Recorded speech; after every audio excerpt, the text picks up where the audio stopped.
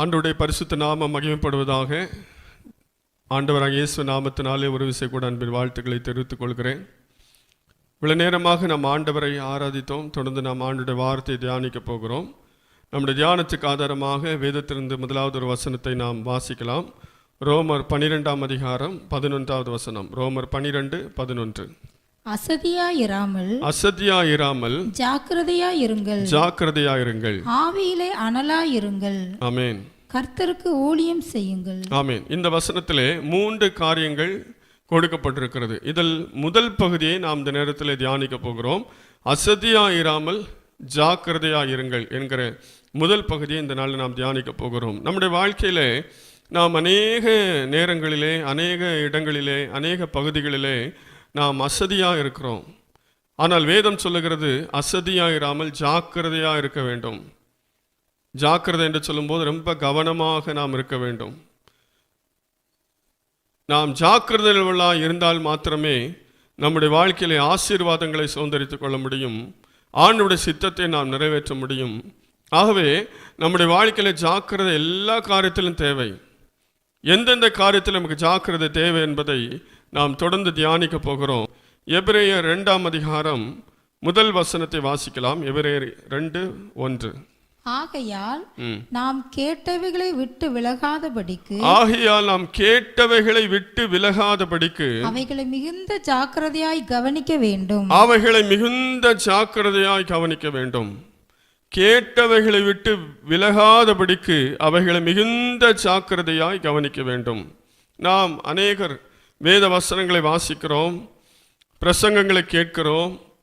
ஆனால் அதை எப்படி நாம் கேட்கிறோம்? நாம் ஜாக்கிரதையாய் அதை கவனிக்கிறோமா, அல்லது அதை அசதியாய் அல்லது அசட்டையாய் அல்லது ஏனோதானோ என்று நாம் கவனிக்கிறோமா? இப்பொழுது நாம் பிரசங்கத்தை கவனித்துக் கொண்டிருக்கிறோம். இந்த பிரசங்கத்தை நாம் ஜாக்கிரதையாய் கவனிக்கிறோமா அல்லது அஜாக்கிரதையாய் கவனிக்கிறோமா? இங்கே நாம் கேட்டவைகளை விட்டு விலகாதபடிக்கு அவைகளை மிகுந்த ஜாக்கிரதையாய் கவனிக்க வேண்டும். மிகுந்த ஜாக்கிரதையாய் கவனித்தால் மட்டுமே நாம் கேட்டவைகளை விட்டு விலகாமல் ஜீவிக்க முடியும். இந்த அநேகர் ஆண்டவருடைய வார்த்தைகளை கேட்கிறார்கள். ஆண்டவராக இயேசு கிறிஸ்து அவர் பிரசங்கித்த நாட்களில் கூட திரளான ஜனங்கள் வார்த்தைகளை கேட்டுக்கொண்டிருந்தார்கள். ஆனால் அநேகம் பேர் அதை சரியாக கவனிக்கவில்லை, ஜாக்கிரதையோடு கேட்கவில்லை, ஜாக்கிரதையோடு கவனிக்கவில்லை. ஆகவே அநேகருக்கு அது புரியவில்லை. ஏதோ அவர் பேசிக்கொண்டிருக்கிறார், நாம் கேட்டுக்கொண்டிருக்கிறோம் என்றுதான் இருந்தார்கள். இயேசு கிறிஸ்துவே கேட்கிறவனை குறித்த ஒரு உவமையை அவர் சொல்லுகிறார். விதைக்கிறவனை குறித்த உவமை சொல்லும்போது அங்கே வசனத்தை குறித்து சொல்லுகிறார். அந்த வசனம் 4 விதமான நிலங்களிலே விழுகிறது. அந்த 4 விதமான நிலங்கள் அதுதான் மனுஷனுடைய இருதயம். நாம் கேட்கும்போது அந்த வேத வசனமோடு பேசும்போது நம்முடைய இருதயம் எப்படிப்பட்டதாக இருக்கிறது? அது முள்ளுள்ள இடங்களை போல இருக்கிறதா, கற்பாறையான இடத்தை போல இருக்கிறதா, வழி அருகே உள்ள நிலத்தை போல இருக்கிறதா, அல்லது பண்படுத்தப்பட்ட நல்ல நிலமாக நம்முடைய இருதயம் இருக்கிறதா என்பதை நாம் சிந்திக்க வேண்டும். யார் ஜாக்கிரதையாய் கவனிக்கிறார்களோ அவர்கள்தான் அந்த பண்படுத்தப்பட்ட நிலம். ஆகவே இயேசு கிறிஸ்துவின் வசனத்தை கூட அப்படிதான் கேட்டார்கள். அவர் ஜீவனுள்ள வார்த்தையை பேசிக் கொண்டிருந்தார். சிலர் மாத்திரம் அதை ஜாக்கிரதையாய் கவனித்தார்கள், அநேகர் அதை அஜாக்கிரதையாய் விட்டு விட்டார்கள். இங்கே சொல்லப்பட்டிருக்கிறது, நாம் கேட்டவைகளை விட்டு விலகாதபடிக்கு அவைகளை மிகுந்த ஜாக்கிரதையாக கவனிக்க வேண்டும். வேத வசனத்தை நாம் வாசிக்கும் போதும் சரி, தியானிக்கும் போதும் சரி, அல்லது பிரசங்கங்களை நாம் கேட்கும் போதும் சரி, நாம் எதையோ சிந்தித்து கொண்டு ஏனோதானோ என்று கேட்கிறவர்களாக இருக்கக்கூடாது. ஜாக்கிரதையாய் நாம் கேட்க வேண்டும். அப்போதுதான் அவைகளை விட்டு விலகாமல் அவைகளிலே நாம் நடக்க முடியும். இன்னும் நாம் வேதத்தில் வாசிக்கும் போது உபாகமம் 11ஆம் அதிகாரம் 22ஆம் வசனத்தை வாசிக்கலாம். உபாகமம் 11:22. நீங்கள் உங்கள் தேவனாகிய கர்த்தரிடத்தில் அன்பு கூர்ந்து அவர் வழிகளிலெல்லாம் நடந்து அவரை பற்றி கொண்டு இருக்கும்படி நான் உங்களுக்கு செய்ய கற்பிக்கிற இந்த கற்பனைகளை எல்லாம் ஜாக்கிரதையாய் கைக்கொள்வீர்களானால் கர்த்தர் உங்களுக்கு முன்பாக அந்த ஜாதிகளை எல்லாம் துரத்தி விடுவார். ஆமென். இங்கே வாசிக்கும் போது நான் உங்களுக்கு கற்பிக்கிற இந்த கற்பனைகள் எல்லாம், நான் உங்களுக்கு செய்ய கற்பிக்கிற இந்த கற்பனைகள் எல்லாம் ஜாக்கிரதையாய் கைக்கொள்வீர்களானால் என்று அங்கே சொல்லப்பட்டிருக்கிறது. ஆகவே நாம் எப்படி இந்த கற்பனைகளை கைக்கொள்ள வேண்டும்? ஜாக்கிரதையாய். இப்போ வேத வசனத்தை, அவருடைய சத்தியத்தை நாம் கேட்கும் போதும் ஜாக்கிரதையாய் கவனிக்க வேண்டும்.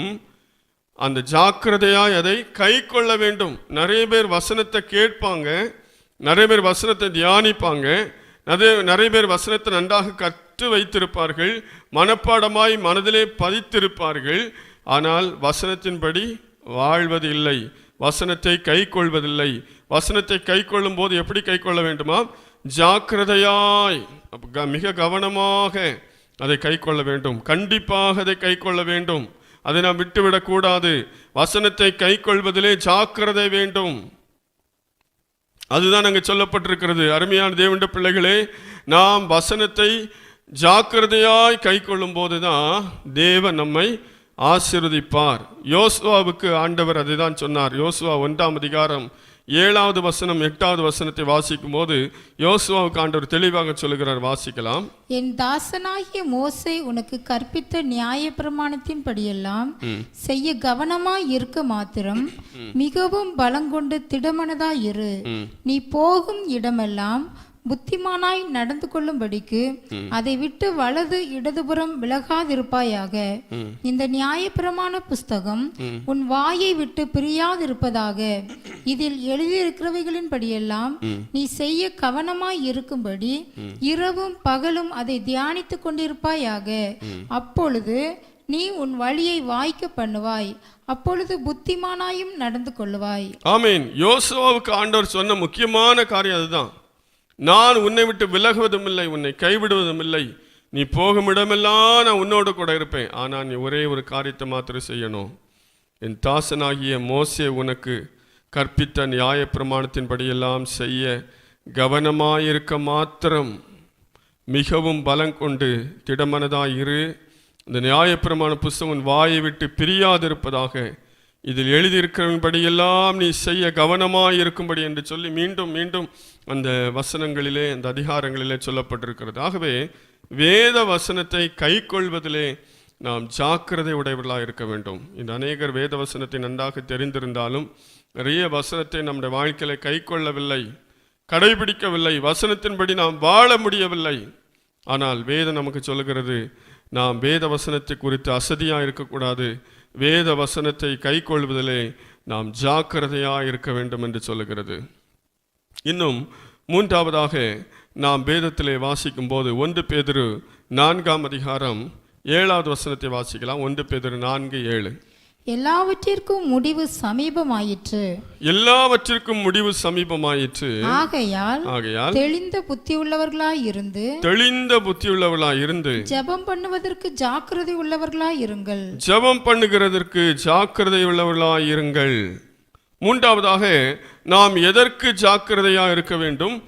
ஜெபம் பண்ணுவதற்கு ஜாக்கிரதை உள்ளவர்களாய் இருங்கள் என்று அங்கே சொல்லப்பட்டிருக்கிறது. ஜெபிப்பதற்கு ஜாக்கிரதை உள்ளவர்களாய் இருக்க வேண்டும். அடுத்தபடியாக நம்முடைய வாழ்க்கையில் நாம் தவற விடுவது நம்முடைய ஜெப வாழ்க்கை. நாம் ஜெபிக்கிறதான நேரங்களை நாம் அநேக நேரத்திலே தவற விட்டு விடுகிறோம். தானியேல் தவறாமல் ஜெபிக்கிறவனாக இருந்தான் என்று வேதத்தில் வாசிக்கிறோம். அவன் தினமும் 3 வேளை எருசலேமுக்காக ஜெபிக்கிறவனாக இருந்தான். ஆகவே அதை தவறாமல் செய்தான். அது எத்தனை தடைகள் வந்தாலும், அதற்கு எதிர்ப்புகள் வந்தாலும் அந்த ஜெபத்தை விட்டுவிடவே இல்லை. அது எதிலிருந்து தெரிகிறது? அங்கே ஒரு பெரிய ஒரு சட்டமே தீட்டப்படுகிறது. 30 நாள் வரைக்கும் யாரும் எந்த ஒரு கடவுளை குறித்தும் வேண்டுதல் செய்யக்கூடாது என்று சொல்லி, ஆனாலும் அவன் ஜபித்தான் என்று வாசிக்கிறோம். அப்படி என்றால் அவன் எவ்வளவு தவறாமல் ஜபிக்கிறவனாக இருந்தான். உயிரே போனாலும் பரவாயில்லை, நான் ஜபிப்பதை விட்டுவிட மாட்டேன் என்கிறதிலே மிகவும் கவனமுள்ளவனாக அவன் இருந்தான். தவறாமல் ஜபித்தான். இங்கே வாசிக்கிறோம், ஜபம் பண்ணுவதற்கு ஜாக்கிரதை உள்ளவர்களாயிருங்கள். நம்முடைய வாழ்க்கையில் ஜபிப்பதற்கு நாம் ஜாக்கிரதை உள்ளவர்களாக இருக்க வேண்டும். நாம் ஜாக்கிரதை உள்ளவர்களாய் இல்லாமல் இருந்தால் நாம் ஜப வாழ்க்கை நஷ்டமடைந்து விடும். அநேகர் நம்முடைய ஜப வாழ்க்கையை விட்டு விட்டோம், ஜபிக்கும் நேரத்தை குறைத்து விட்டோம். நாளுக்கு நாள் ஜப வாழ்க்கை முன்னேற வேண்டுமே தவிர நாளுக்கு நாள் ஜெப வாழ்க்கையில் நாம் குறைந்து போகக்கூடாது. ஆகவே பிசாசு எப்படியாகிலும் நம்மை ஜெபிக்க விடாமல் தடுப்பான். நம்முடைய ஜெப நேரத்தை தடை செய்ய வேண்டும் என்று நினைப்பான். நான் ஜெபிக்க நினைக்கும் பொழுதெல்லாம் ஏதோ ஒரு காரியத்தை அவர் கொண்டு வருவான். ஒருவேளை பலவீனத்தை கொண்டு வரலாம், அல்லது சோர்வுகளை கொண்டு வரலாம், அல்லது பலவித தடைகளை அவர் கொண்டு வரலாம், பல சிந்தனைகளை கொண்டு வரலாம், பல கவலைகளையும் பாரங்களையும் கொண்டு வரலாம். இப்படிப்பட்ட காரியமெல்லாம் நமக்குள்ளே வந்து நம்முடைய ஜெபத்தை எப்படியாகிலும் தடை செய்யும். ஆனால் வேதம் அதற்காக தான் சொல்லுகிறது, ஜெபம் பண்ணுவதற்கு ஜாக்கிரதை உள்ளவர்களாயிருங்கள். சீஷர்கள் கூட ஜெபிக்கும் போது அவர்கள் நித்திரை மயக்கமடைந்து தூங்கிவிட்டார்கள். இயேசு வந்து சொன்னார், நீங்கள் 1 மணி நேரமாவது விழித்திருக்க கூடாது என்று சொல்லி. ஆனால் அவர்களால் முடியவே இல்லை. ஆகவே அதற்கு பின்பு சோதனை நிற்க முடியாமல் எல்லாரும் இயேசு விட்டு ஓடியே போய்விட்டார்கள் என்று வேதத்தில் வாசிக்கிறோம். ஆகவே நம்முடைய வாழ்க்கையில் ஜெபத்தை நாம் விட்டுவிடக்கூடாது. ஜெபிப்பதற்கு நாம் ஜாக்கிரதை உள்ளவர்களாக இருக்க வேண்டும். அப்பொழுதுதான் நம்முடைய ஜெப வாழ்க்கையிலே நமக்கு முன்னேற்றம் உண்டு. அப்பொழுதுதான் நாம் ஆசீர்வதிக்கப்பட முடியும். வாசிக்கலாம் இன்னொரு வசனத்தை. 4வது வேதம் எதற்கு நாம் ஜாக்கிரதை இருக்க வேண்டும் என்று சொல்லுகிறது. 2 பேதுரு 1:10. ஆகையால் சகோதரரே, உங்கள் அழைப்பையும் தெரிந்து கொள்ளுதலையும் உறுதியாக்கும்படி ஜாக்கிரதையாயிருங்கள். இவைகளை செய்தால் நீங்கள் ஒரு காலம் இடறி விழுவதில்லை. அடுத்தபடியாக நாம் எதற்கு ஜாக்கிரதையா இருக்க வேண்டும்? நம்முடைய அழைப்பையும் தெரிந்து கொள்ளுதலையும் உறுதியாக்கும்படி ஜாக்கிரதையா இருக்க வேண்டுமா? இவைகளை செய்தால் ஒரு காலம் இடறி விழுவதில்லை. அநேகருடைய வாழ்க்கையிலே விழுந்து விடுகிறார்கள், இடறி விழுந்து விடுகிறார்கள். காரணம், தங்கள் அழைப்பு என்ன, தங்கள் தெரிந்து கொள்ளுதல் என்ன என்று சொல்லி தெரியாமலேயே வாழ்ந்து கொண்டிருக்கிறபடினாலே அநேகர் ஆவிக்குரிய ஜீவியத்தில் விழுந்து போகிறார்கள். ஆனால் இங்கே சொல்லப்பட்டிருக்கிறது, உங்கள் அழைப்பையும் தெரிந்து கொள்ளுதலையும் உறுதியாக்கும்படி ஜாக்கிரதையாயிருங்கள். தேவன் நாம் எல்லாரையும் பொதுவாக அழைத்திருக்கிறார், பொதுவாக தெரிந்தெடுத்திருக்கிறார். தனிப்பட்ட முறையில் நமக்கு அழைப்பும் தெரிந்து கொள்ளுதலும் உண்டு. இவைகளை நாம் புரிந்து கொண்டு அவைகளிலே நிலைத்திருக்கும்படியாக ஜாக்கிரதையாக இருக்க வேண்டும். அவைகளிலே உறுதியாகும்படியாக ஜாக்கிரதையாக இருக்க வேண்டும். இல்லை என்றால் நாம் நம்முடைய வாழ்க்கையில் நாம் விழுந்து விடுவோம். நம்முடைய அழைப்பு என்ன? நாம் எதற்காக அழைக்கப்பட்டிருக்கிறோம்? நாம் எல்லாரும் நித்திய ஜீவனை சுதந்திரிக்கும்படியாக அழைக்கப்பட்டிருக்கிறோம். நாம் எல்லாரும் எதற்காக தெரிந்து கொள்ளப்பட்டிருக்கிறோம்? ஆண்டவருக்கு சாட்சியாக வாழ்வதற்காக தெரிந்து கொள்ளப்பட்டிருக்கிறோம். இந்த உலகத்திலே நாம் வாழுகிற வாழ்க்கையின் முக்கிய நோக்கம், நாம் ஆண்டவருக்கு சாட்சிகளாக இருக்க வேண்டும். தேவன் அதற்காக தான் நம்மை தெரிந்தெடுத்தான். நாம் வாழுகிற இந்த பூலோக வாழ்க்கையிலே நாம் ஆண்டவருக்கு சாட்சியாக வாழ வேண்டும். அதுதான் ஆண்டவர் நம்மை தெரிந்தெடுத்தார். எதற்காக தேவன் நம்மை அழைத்தார்? நாம் எப்படியாகிலும் நித்திய ஜீவனை சுதந்திரித்துக் கொள்ள வேண்டும். இந்த 2 காரியமும் நாம் நன்றாக தெரிந்திருக்க வேண்டும். சில நேரத்தில் நாம் நினைக்கிறோம், ஆண்டவர் ஏதோ நமக்கு சுகம் தந்தார், அற்புதம் செஞ்சார், என் தேவைகளை சந்தித்தார், எனக்கு சாப்பாடு இல்லாமல் இருந்தேன், நல்ல சாப்பாடு தந்தார், நல்ல ட்ரெஸ் இல்லாமல் இருந்தேன், ட்ரெஸ்ஸை தந்தார், இல்லை வேலை இல்லாமல் இருந்த வேலையை தந்தார். அவ்வளோதான், ஆண்டவர் நன்றி செலுத்தி நம்ம ஏதோ வாழ்ந்துக்கிட்டே இருக்க வேண்டியதான். இப்படி தான் நிறைய பேர் வாழ்கிறாங்க. வாழுகிற நோக்கமே தெரியாமல், ஏன் வாழுகிறோம் என்பது தெரியாமல், ஏன் ஆண்டவர் நம்மை தெரிந்து கொண்டார் என்று தெரியாமல், ஏன் நம்மை அழைத்திருக்கிறார், எதற்காக அழைத்திருக்கிறார் என்று தெரியாமலே ஏதோ ஒரு வாழ்க்கை. ஆண்டவரனை ஆசீர்வதிச்சார், நான் கஷ்டப்பட்டேன், கடன் பாரத்தில் இருந்து என் கடன்லாம் மாற்றினார், அதெல்லாம் ஏதோ வாழ்ந்துட்டுருக்கேன், அதனால நான் சர்ச்சைக்கு போகிறேன், ஞாயிற்றுக்கிழமையானா ஆலயத்தில் போய் ஆராதிப்பேன், என்னால் முடிஞ்ச காணிக்கை கொடுப்பேன், அவ்வளோதான், இப்படியே போயிட்டுருக்கு வாழ்க்கை அப்படின்னு சொல்ல நினைக்கிறாங்க. இல்லை, நம்மை தேவன் அழைத்திருக்கிறார், நம்மை தெரிந்தெடுத்திருக்கிறார். அதிலே நாம் உறுதியாக இருக்க வேண்டும். கண்டிப்பாக நாம் நித்திய ஜீவனை சுதந்திரிக்க வேண்டும். அதற்காக தான் தேவன் நம்மை அழைத்திருக்கிறார். நாம் ஆண்டவருக்கு சாட்சியாக வாழணும்.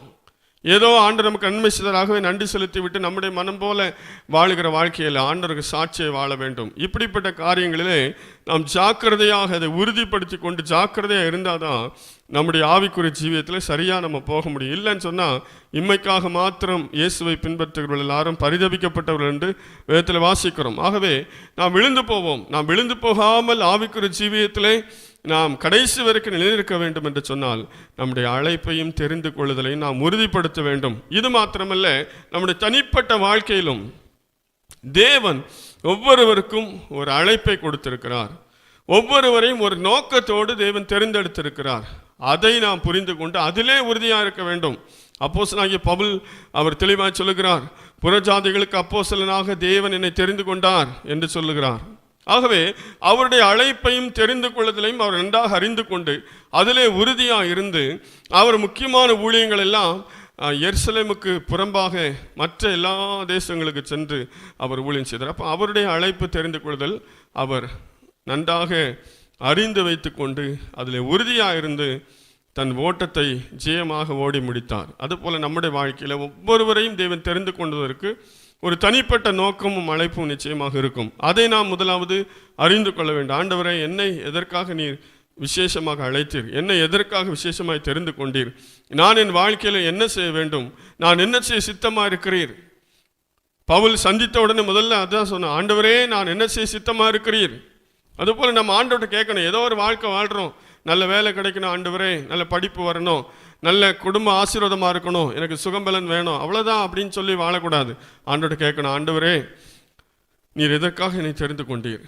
எதற்காக என்னை அழைத்தீர்? எதற்காக என்னை வேறு பிரித்தீர் என்று ஆண்டவரிடத்தில் கேட்டு, நான் என்ன செய்ய சித்தமாக இருக்கிறேன் என்பதை ஆண்டவரிடத்தில் கேட்டு அதிலே உறுதியாக இருந்து வாழ்ந்தாதான் நம்முடைய வாழ்க்கை வெற்றிகரமாக வாழ முடியும். இல்லை என்றால் நாம் இடறி விழுந்து விடுவோம். ஆகவே அங்கே சொல்லப்பட்டிருக்கிறது, உங்கள் அழைப்பையும் தெரிந்து கொள்ளுதலையும் உறுதியாக்கும்படி ஜாக்கிரதையாய் இருங்கள் என்று சொல்லி.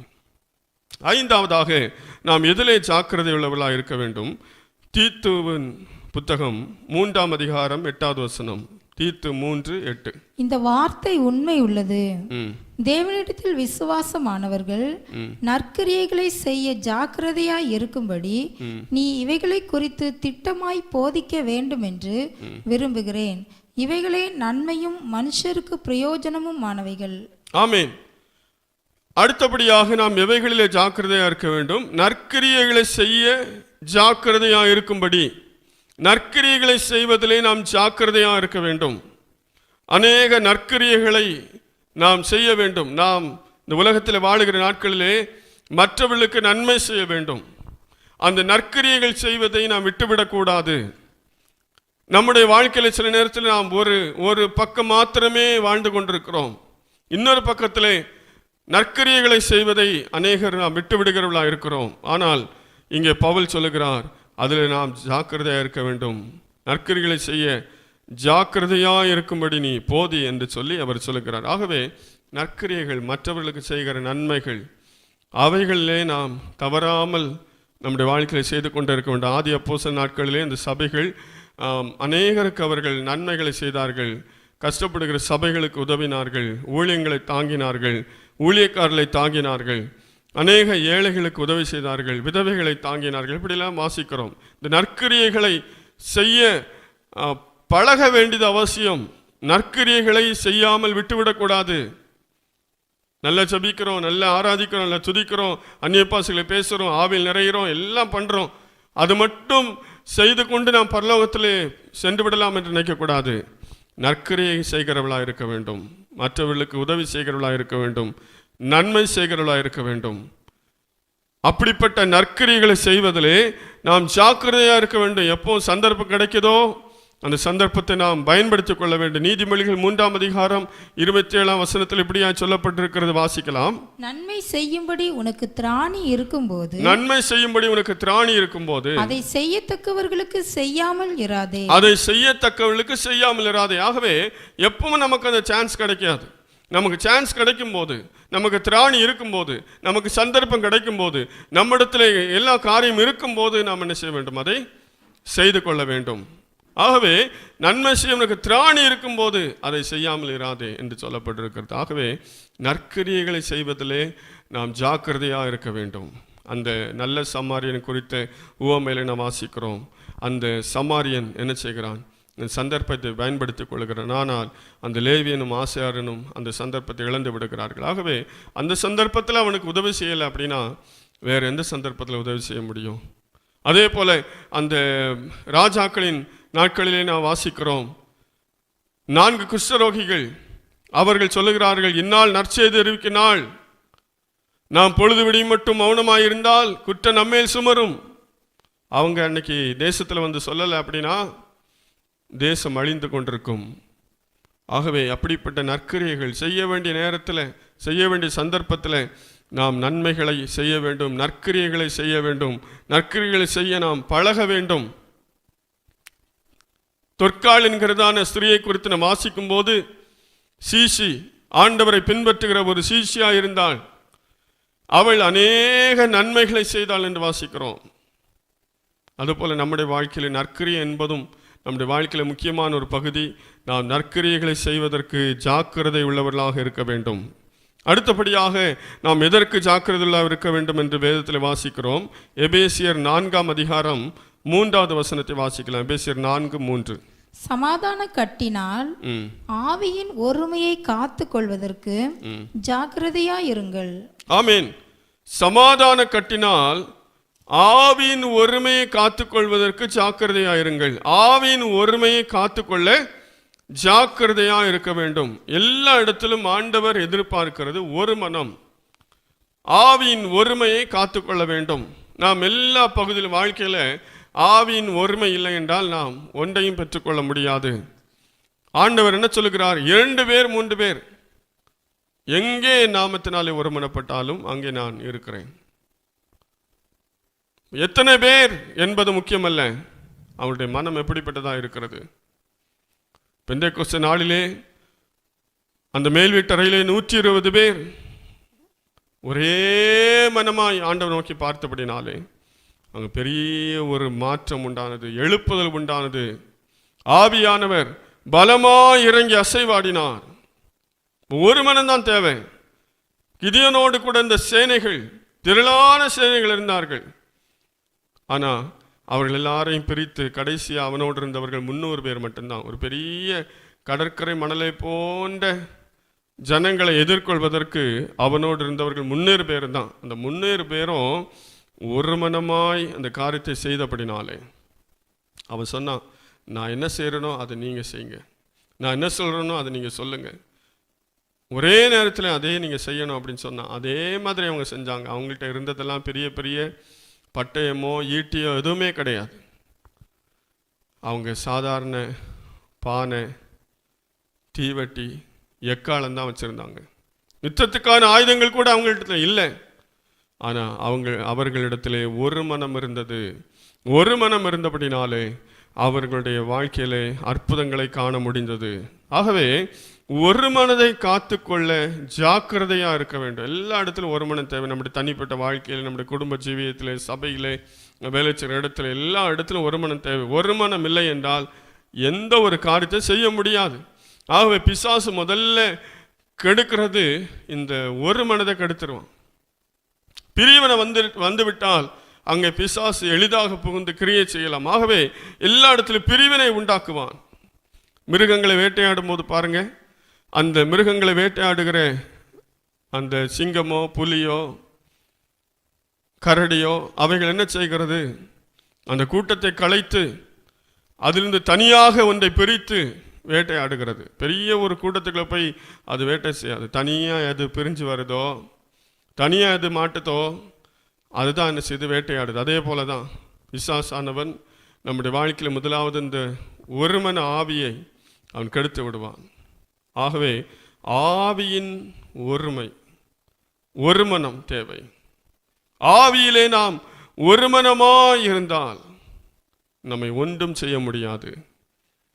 ஒருமனம் இல்லாத இடத்திலே பிசாசு கிரியை செய்து தோல்வியை உண்டாக்கும். ஆகவே ஆவியின் ஒருமையை காத்துக்கொள்ள ஜாக்கிரதையாக இருக்க வேண்டும் என்று அங்கே பவுல் ஆலோசனை சொல்லுகிறார். நம்முடைய வாழ்க்கையிலே ஆவியின் ஒருமையை காத்துக்கொள்ள நாம் ஜாக்கிரதையாக இருப்போம்.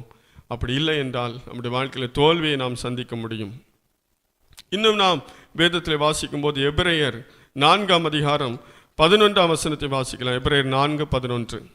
ஆகையால் அந்த திருஷ்டாந்தத்தின்படி ஒருவனாகிலும் கீழ்ப்படியாமையினாலே விழுந்து போகாதபடிக்கு நாம் இந்த இளைப்பாறுதலில் பிரவேசிக்க ஜாக்கிரதையாய் இருக்க கடவோம். ஆமென். நாம் இந்த இளைப்பாறுதலில் பிரவேசிக்க ஜாக்கிரதையா இருக்க கடவோம்.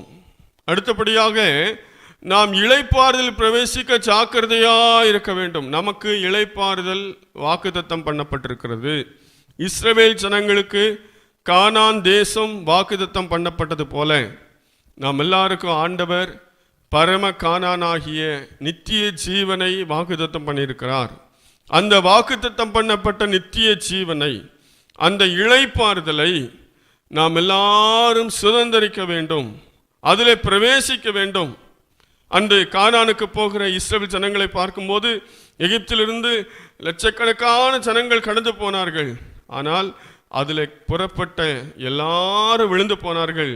கடைசியா அந்த நாட்களில் இருந்தவர்களிலே, அந்த சந்ததியில் இருந்தவங்களில் 2 பேர் தான் போனாங்க. யோசுவாவும் காலேப்பும் மட்டும்தான் போனாங்க. மற்றவங்க எல்லாம் புதிய சந்ததி தான். காரணம், அவங்க முறுமுறுத்தாங்க, ஆண்டவரை விசுவாசிக்காம போனாங்க, தேவ மனிதர்களை கல்லறிய நின்றார்கள், தேவனுக்கு எதிர்த்து நின்றார்கள், விக்கிரகங்களை ஆராதிக்க திரும்பினார்கள், எகிப்தை திரும்பி பார்த்தார்கள், விட்டு வந்த காரியங்களை திரும்பி பார்த்தார்கள். ஆகவே அவருடைய பிரேதங்கள் எல்லாம் அந்த வனாந்தரத்தில் விழுந்தது என்று நாம் வேதத்தில் வாசிக்கிறோம். 2 பேர் மட்டும்தான் அந்த கானானுக்குள்ளே போனாங்க. அதே போல தான் நம்முடைய வாழ்க்கையில் நம்ம எல்லாரும் பரலோகம் போகிறோம் என்று நினைத்து கொண்டிருக்கிறோம். ஆனால் நாம் ஜாக்கிரதையாக இருந்தால் தான் அந்த இளைப்பாறுதல் பிரவேசிக்க முடியும். ஆகவே இளைப்பாறுதல் பிரவேசிக்க ஜாக்கிரதையாக இருக்க வேண்டும். ஏனோ தானோ என்று வாழ்ந்து கொண்டிருந்தால், நம்முடைய மனம் போல வாழ்ந்து கொண்டிருந்தால், நம்முடைய மனம் போல பாவம் செய்து ஆண்டவருக்கு விரோதமான காரியங்கள் செய்து எப்படியாக அங்கே போய் சேர்ந்துடலாம் அப்படி நம்ம நினச்சிட்டு இருந்தோம் சொன்னால் நம்ம கண்டிப்பாக போக முடியாது. ஆகவே இளைப்பாறுதலில் பிரவேசிக்க வேண்டும். அதில் ரொம்ப ஜாக்கிரதையாக இருக்க வேண்டும். அஜாக்கிரதையாக விட்டுட்டோம் அப்படின்னா அந்த இளைப்பாறுதலில் பிரவேசிக்க முடியாது. அன்று அஜாக்கிரதையாய் வனாந்தரத்திலே நடந்து தெரிந்த ஜனங்கள் எல்லாரும் அங்கே பிரவேசிக்க முடியவில்லை. அதில் ஜாக்கிரதையாக இருந்தவங்க தான் பிரவேசித்தாங்க.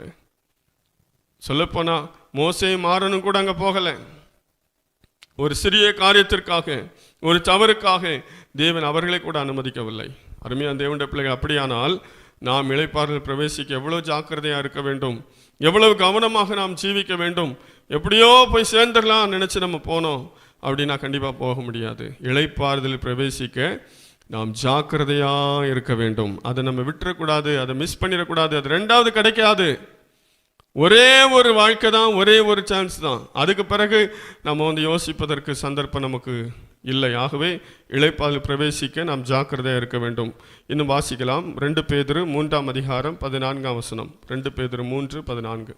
ஆகையால் பிரியமானவர்களே, இவைகள் வர காத்திருக்கிற நீங்கள் கரையற்றவர்களும் பிழை இல்லாதவர்களுமாய் சமாதானத்தோடே அவர் சந்நிதியில் காணப்படும்படி ஜாக்கிரதையாக இருங்கள். ஆமென். எதற்கு ஜாக்கிரதையாக இருக்க வேண்டுமாம்? ஆகையால் பிரியமானவர்களே, இவைகள் வர காத்திருக்கிற நீங்கள் கரையற்றவர்களும் பிழை இல்லாதவர்களுமாய் சமாதானத்தோடு அவர் சந்நிதியில் காணப்படும்படி ஜாக்கிரதையாக இருக்க வேண்டும். அவர் சந்நிதியிலே காணப்படுகிற நாம் கரையற்றவர்களும் பிழை இல்லாதவர்களுமாய் அந்த பரிசுத்த வாழ்க்கையை காத்துக்கொள்ள வேண்டும். அதில் ரொம்ப ஜாக்கிரதையாக இருக்கணுமா.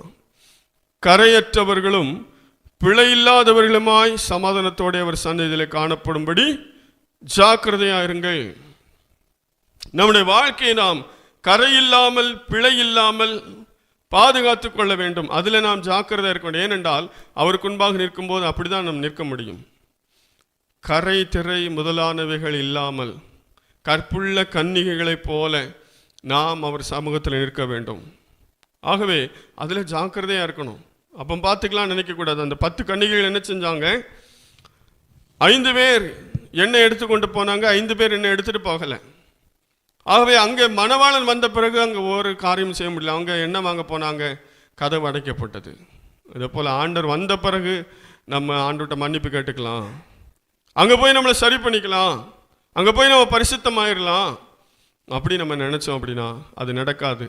அப்படி ஒரு தருணம் யாருக்கும் கொடுக்கப்படாது. ஆகவே அவர் வரும்போது, அவருக்கு முன்பாக நிற்கும்போது நாம் கரையற்றவர்களும் பிழை இல்லாதவருமாய் நிற்க வேண்டும். அதில் நாம் ஜாக்கிரதையாக இருக்க வேண்டும். அங்கே போய் நின்றுட்டு ஐயோ என் ஷர்ட்லாம் அழுக்காக இருக்குதே, நான் எண்ணெயை கொண்டு வரலையே, நான் ஞானஸ்நானம் எடுக்கலையே, நான் ரட்சிக்கப்படலையே, நான் மனம் திரும்பலையே, நான் இன்னும் பாவத்தை விடலையே, அங்கே நம்ம எதுவுமே நினைக்க முடியாது. ஆண்டவருக்கு முன்பாக நின்று கொண்டு நினைத்து கொண்டு நான் மீண்டும் மன்னிப்பு வாங்கி கொண்டு வருகிறேன், மனம் திரும்பி கொண்டு வருகிறேன், அல்லது மீண்டும் சபையில் போய் ஞானஸ்நானம் எடுத்துட்டு வர்றேன், நான் மீண்டும் கொஞ்ச நாள் காத்திருந்து பரிசுத்த அனுபவத்தை எப்படி நான் பெற்றுக்கொண்டு வருகிறேன் என்று சொல்லி நாம் திரும்பி வர முடியாது. திரும்பி வந்து நாம் அவரை சந்திக்க முடியாது. ஆகவே அவர் வரும்போது, அவரை சந்திக்கும் போது நாம் எப்படி இருக்க வேண்டும்? கரையற்றவர்களும் பிழையில்லாதவர்களுமாய் இருப்பதற்கு ஜாக்கிரதையாக இருக்க வேண்டும். ஜாக்கிரதையாக இருக்கவங்க தான் அவரை சந்திக்க முடியும், அவருடைய சந்தோஷத்துக்குள்ளே பிரவேசிக்க முடியும், இளைப்பாறுதலில் பிரவேசிக்க முடியும். இல்லை என்றால் நாம் அதற்கு பின்பு நமக்கு ஒரு வாய்ப்பு கொடுக்கப்படாது என்பதை நாம் புரிந்து கொள்ள வேண்டியது அவசியமாக இருக்கிறது. ஆகவே தான் சொல்லப்பட்டிருக்கிறது, ஜாக்கிரதையாய் இருங்கள் என்று. இன்னும் நாம் 2 பேதுரு 1ஆம் அதிகாரம் 5ஆம் வசனத்திலிருந்து வாசிக்கும் போது வாசிக்கலாம். 2 பேதுரு 1:5-8 வரைக்கும். இப்படி இருக்க நீங்கள் அதிக ஜாக்கிரதை உள்ளவர்களாய் உங்கள் விசுவாசத்தோட தைரியத்தையும் தைரியத்தோட ஞானத்தையும் ஞானத்தோட இச்சையடக்கத்தையும் பொறுமையும் பொறுமையோட தேவ பக்தியையும் தேவ பக்தியோட சகோதர சிநேகத்தையும் சகோதர சிநேகத்தோட அன்பையும் கூட்டி வழங்குங்கள். இவைகள் உங்களுக்கு உண்டாயிருந்து பெருகினால் உங்களை நம்முடைய கர்த்தராகிய இயேசு கிறிஸ்துவை அறிகிற அறிவிலே வீணரும் கனியற்றவர்களுமாய் இருக்க ஒட்டாது. ஆமென், அல்லேலூயா. நாம் எதிலே ஜாக்கிரதை உள்ளவர்களா இருக்க வேண்டும்? இப்படி இருக்க நீங்கள் அதிக ஜாக்கிரதை உள்ளவர்களா என்று 5ஆம் வசனத்தில் வாசித்தோம். எதிலே ஜாக்கிரதையா இருக்க வேண்டும்?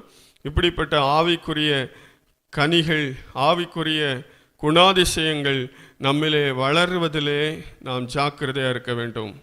அங்கே நாம் வாசிக்கிற இவைகள் உங்களுக்கு உண்டாயிருந்து பெருகினால், இதில் நாம் பெருக வேண்டும். ஆவிக்குரிய ஜீவியத்தில் வளரணும், ஆவிக்குரிய குணாதிசயங்களிலே வளர வேண்டும், ஆவிக்குரிய கனிகளிலே நாம் வளர வேண்டும். ஆகவே ஆவிக்குரிய ஜீவியத்திலே நாம் வளருகிறோமா? அதில் ஜாக்கிரதையாக இருக்க வேண்டும்.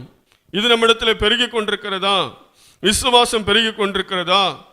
அன்பு பெருகி கொண்டிருக்கிறதா? தேவ பக்தி பெருகி கொண்டிருக்கிறதா?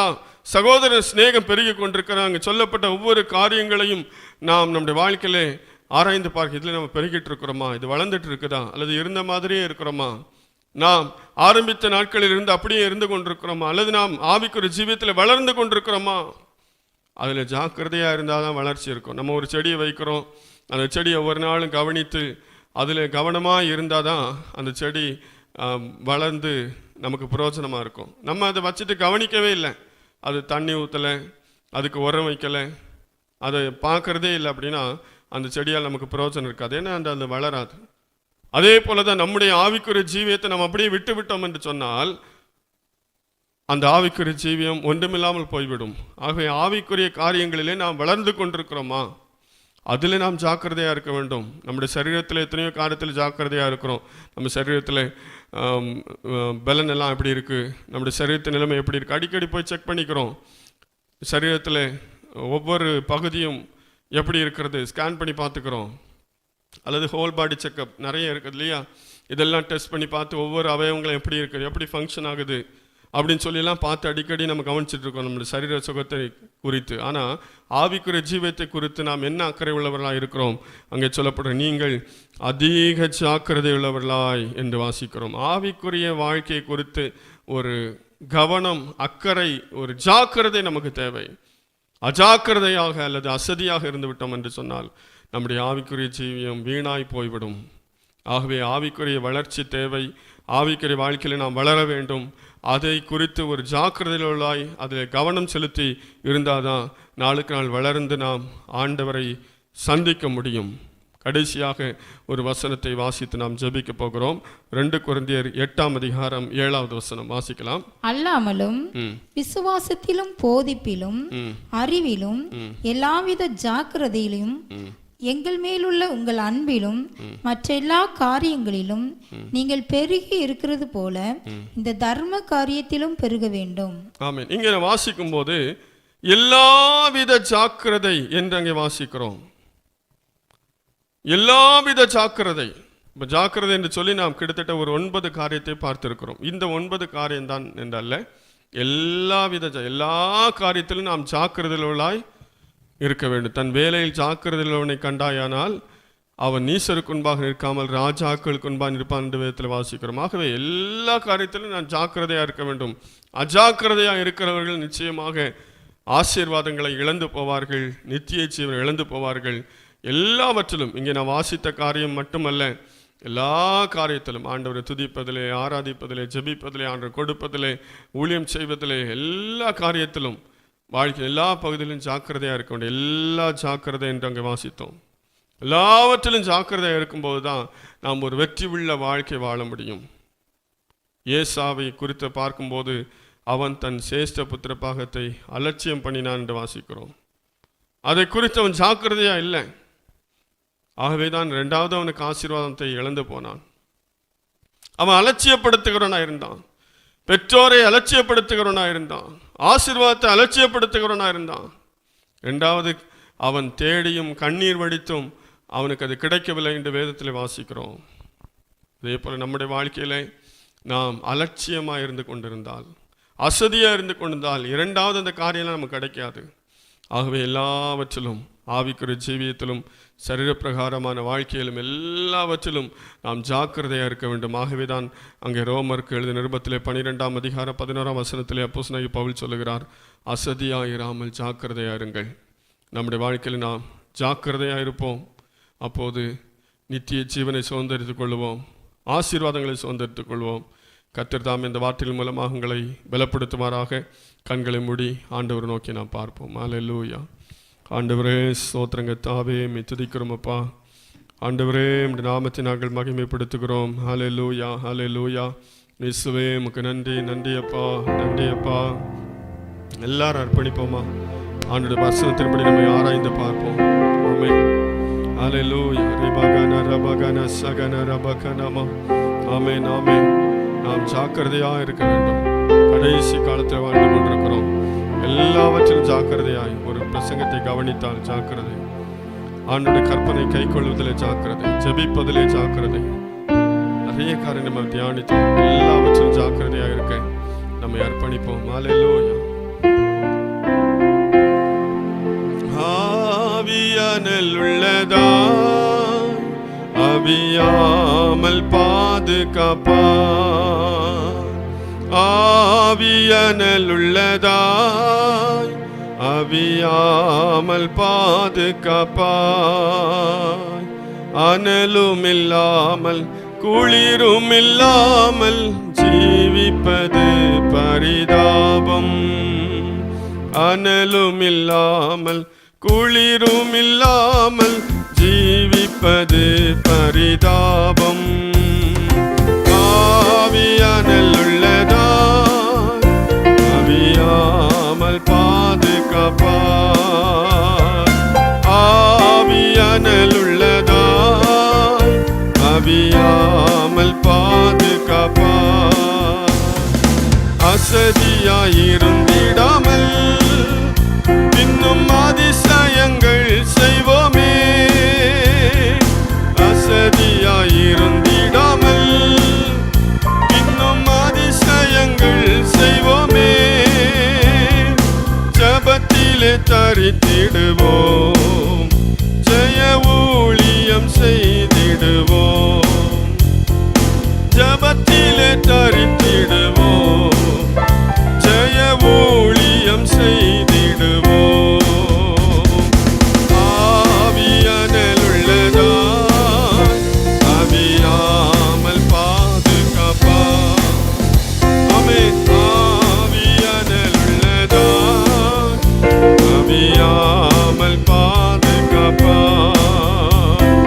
கர்த்தரின் நாள் சமீபம், மிக கருத்துடன் ஜீவிப்பாயே, கர்த்தரின் நாள் சமீபம், மிக கருத்துடன் ஜீவிப்பாயே, நிர்பந்த நாட்கள் வரும், நியாயத்தின் பின்னால் நெருங்குதே, நிர்பந்த நாட்கள் வரும், நியாயத்தின் பின்னால் நெருங்குதே, ஆவியான